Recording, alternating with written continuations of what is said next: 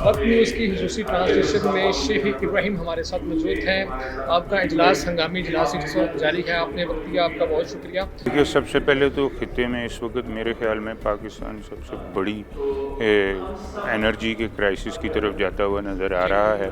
उसकी सबसे बड़ी ये वजह है कि हम जो IMF के चुंगल में फंसे हुए हैं, उसकी वजह से हमारी गवर्नमेंट को पेट्रोल पे लेवी जो है वो बढ़ानी पड़ गई है बहुत ज़्यादा, और उससे हमारी जो कॉस्ट है वो ट्रांसपोर्टेशन की वो बहुत बड़ी है। पाकिस्तान में हर चीज़ ज़रूरी मुल्क होने के बावजूद जो है हमारी जो ट्रांसपोर्टेशन कॉस्ट था, तो बहरहाल हर एक चीज़ का हिस्सा है। देहात से ज़राअत में चीज़ों ने शहर में मुंतकिल होना है। इन मैन पावर ने एक शहर से दूसरे शहर में इंडस्ट्री की बहुत बड़ी इंडस्ट्रीज़ की मैन पावर ने एक जगह से दूसरी जगह मूव होना है, जिससे सबसे बड़ा फ़र्क ये पड़ा है कि पेट्रोल का ख़र्चा तकरीबन 2 गुना से भी बढ़ गया है। इस वक्त 70% के करीब ट्रांसपोर्ट के जो फ्रेट्स हैं उनमें बढ़ चुका है। कराची से लाहौर का कंटेनर का किराया या लाहौर से दीगर की तरफ की मैं अगर बात करूं तो 70% इजाफा हुआ है सिर्फ 2 दिन में।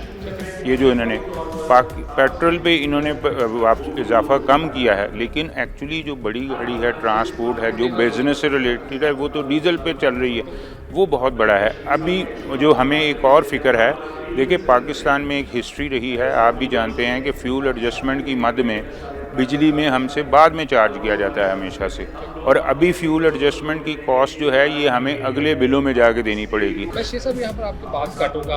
आपने कहा कि ट्रांसपोर्टर्स के जो अखराजात हैं उसमें इजाफा हो गया। दूसरी तरफ गवर्नमेंट क्लेम कर रही है, वो चाहे सूबाई गवर्नमेंट हो या वफाक में गवर्नमेंट हो, कि हमने ट्रांसपोर्टर्स के बाद में जो सब्सिडी दी है और टारगेटेड सब्सिडी देने जा रहे हैं, तो उससे फिर ये हालात नॉर्मल नहीं होंगे। देखिए सर, सब्सिडी का लफ्ज़ जो है ना वो मैं किसी भी तरह उससे कभी भी मुत्तफिक नहीं होता। ठीक है। जैसे ये एक दौर में बेनज़ीर इनकम सपोर्ट प्रोग्राम है, मुंतकिल नहीं होती इसकी। नहीं सर, ये बेजा होती है। आप आज बेनज़ीर इनकम सपोर्ट बस बिलियंस ऑफ रुपीज़ वेस्ट कर चुके हैं। लोगों को 2-2, 3-3 हज़ार दे के 2-3 हज़ार में तो आजकल क्या घर का दूध भी नहीं पूरा होता या घी भी पूरा नहीं होता।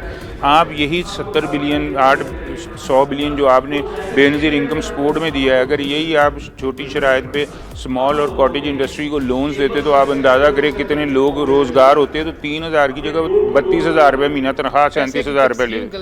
बिल्कुल, यही सब्सिडी का मैं सबसे बड़ा मुखालिफ इस बात का हूँ। तो आज जो सूरत हाल है कि फिर ऐसी ना होती ना। देखिए, आप मुझे एक बात बताएं, आपने 3-3 हज़ार रुपये के 40 लोगों को 70 बिलियन डिस्ट्रीब्यूट किया करती है गवर्नमेंट तकरीबन बेनज़ीर इनकम सपोर्ट में।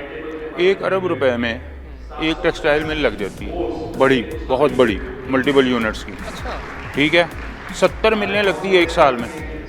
एक मिल में 8,000 बंदा काम करता है, 7,000 सर। वो सेल्फ एक्सपोर्ट पे जाती है, आपकी एक्सपोर्ट बढ़ती, आपका डॉलर क्रिएट होता है। शेख साहब जाते मैं आपसे आखिरी सवाल करूंगा, सारी पैनिक सूरत हाल में आप क्या तजवीज़ करेंगे? मैं कहूँगा फौरी तौर पे लोगों को एजुकेट करना चाहिए, और मैं ताजिर बरादरी से भी अपील करता हूँ कि बजाय इसके कि ये लॉकडाउन गवर्नमेंट की तरफ से देखा जाए, गवर्नमेंट की तरफ मुँह उठाया जाए कि जी लॉकडाउन हो गया, ये हो जाएगा, हमें अपने तौर पे खुद आगे बढ़ के इस मुल्क के लिए अपने लिए वॉलंटियरली तौर पे इमीडिएटली अपने आप को पीछे लाना चाहिए, अपने आप को ठीक करना चाहिए, सूरज की रोशनी में कारोबार करना चाहिए। शेख इब्राहिम उनका मौक़िफ़ है कि जो हमारे यहाँ स्मार्ट लॉकडाउन है, मार्केटें जो रात को जल्दी बंद की जा रही हैं, ये सिर्फ महज चंद दिनों की ये गेम नहीं होनी चाहिए, इसे पूरे साल की जो है वो प्रैक्टिस का हिस्सा बनाना चाहिए, ताकि हमें जो एनर्जी में इश्यूज़ हैं उसको रिजॉल्व किया जा सके। अपने मेज़बान हैदर मुनीर को इजाज़त दीजिए। अल्लाह